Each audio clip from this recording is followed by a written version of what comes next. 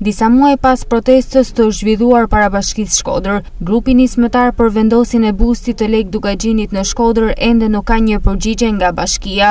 Për këtë arsye, Kol Çardaku, nënkryetari i shoqatës abdetare Dugaxhini, përmes një deklarate për media, reagoi që kërkesa e tyre të shqyrtohet nga kryebashkiaku Benet Beci, i cili sipas tyre ju ka premtuar diçka të tillë. Që është përfunduar brenda standardeve të një vepre artistike, dinjitoze e denjtë si një objekt me rëndësi kulturore, historike dhe turistike.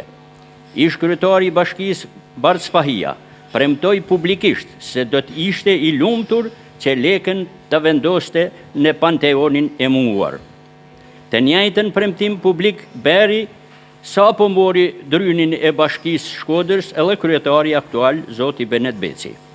Me datën 18 qershor të vitit 2024, pas një takimi konsultativ, në prani të një përfaqësie prej 15 vetash, zoti Benet Beci deklaroi se do të krijohej një projekt rregullore për vlerësimin e figurave historike kulturore të qytetit ton dhe pas 2 muajve në një nga pikat qendrore të qytetit të Shkodrës të zbulonte vetë bustin e lavdiplotit Lek Dugaxhini.